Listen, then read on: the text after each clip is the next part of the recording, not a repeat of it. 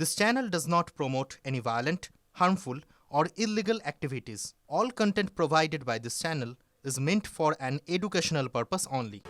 ভোটের গরম হওয়া জনতার দরজায় টকবক করে ফুটছে জল্পনার জল।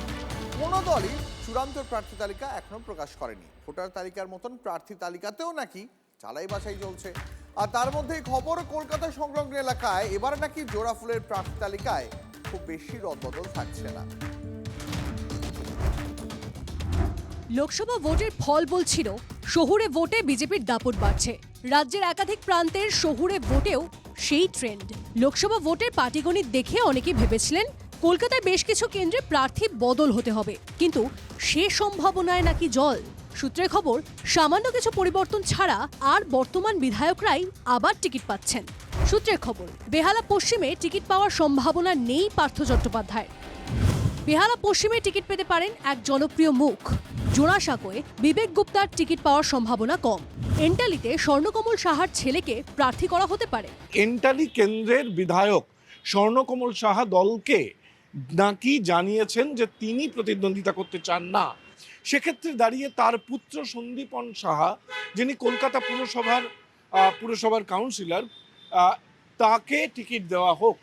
সেই ক্ষেত্রে দাঁড়িয়ে বর্ষিয়ান এই বিধায়কের ইচ্ছা অনুযায়ী তার পুত্র সন্দীপন সাহা টিকিট পেতে পারেন বলে প্রাথমিকভাবে মনে করা হচ্ছে।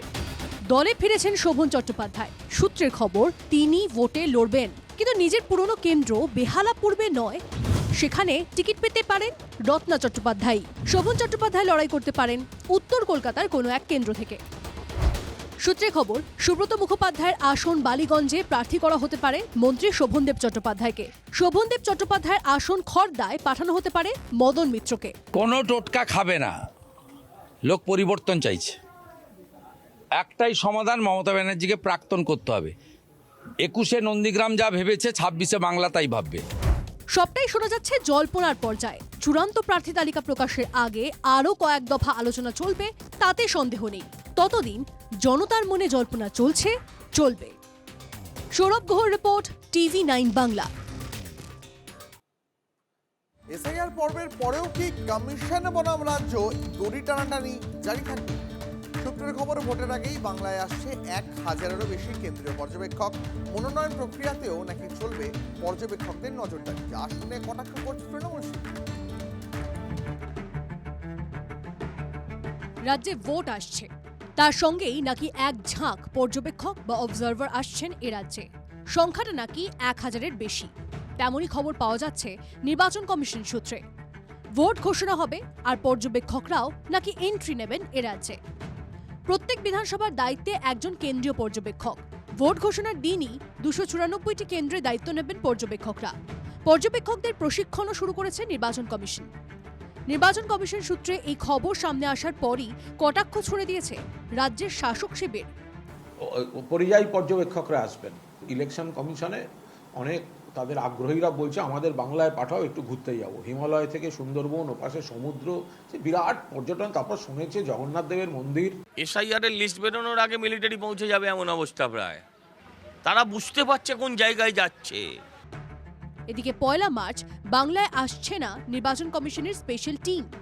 রাজ্যের অনুরোধেই নাকি পিছিয়ে গেল নির্বাচন কমিশনের বঙ্গ সফর। 28শে ফেব্রুয়ারি ভোটার তালিকা প্রকাশের পরে কমিশনের প্রতিনিধিদের ঘিরে বিক্ষোভের আশঙ্কা রাজ্য সরকারের। সেই কারণেই নাকি কমিশনের প্রতিনিধি দলকে সফর পিছনোর আর্জি রাজ্যের। অন্যদিকে সিইও দপ্তর সূত্রে খবর, ইডেনে বিশ্বকাপ ম্যাচ থাকায় 1 মার্চের বদলে অন্য কোনো দিন আসার প্রস্তাব দিয়েছেন তারা। Bureau report, TV9 Bangla. School চলাকালীন মাইক বাজিয়ে অনুষ্ঠানের অভিযোগ উঠল শাসক দলের বিরুদ্ধে। পূর্ব বর্ধমানের ভাতারের মাহাতা হাই স্কুলে একাদশ শ্রেণীর পরীক্ষা চলছে। স্কুলের পাশের মাঠে তৃণমূলের তরফে একটি ক্রীড়া অনুষ্ঠানের আয়োজন করা হয়েছিল। বিজেপির অভিযোগ, পরীক্ষা চলাকালীন সেই অনুষ্ঠান চলছিল এবং সেখানে গান বাজছিল জোরে জোরে। ভাইরাল ইতিমধ্যেই সেই ভাতারের ভিডিও। যদিও তৃণমূলের দাবি, বিকেলে অনুষ্ঠানের আয়োজন করা হয়েছিল, তখন শেষ হয়ে গিয়েছে।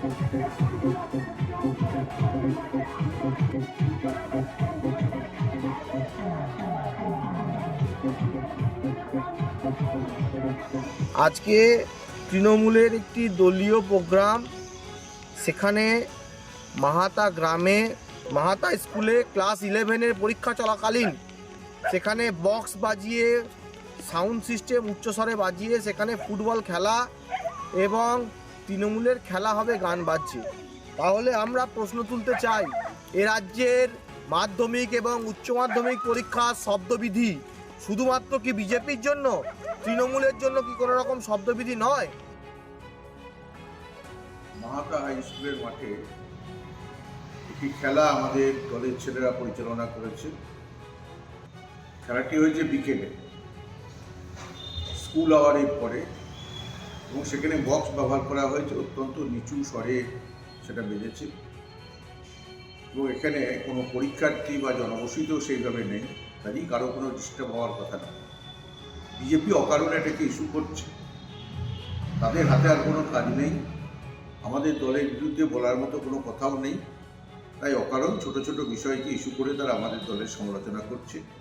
মানুষ এতে কর্ণপাত করবে না, বিজেপির এতে কোনো লাভ হবে না।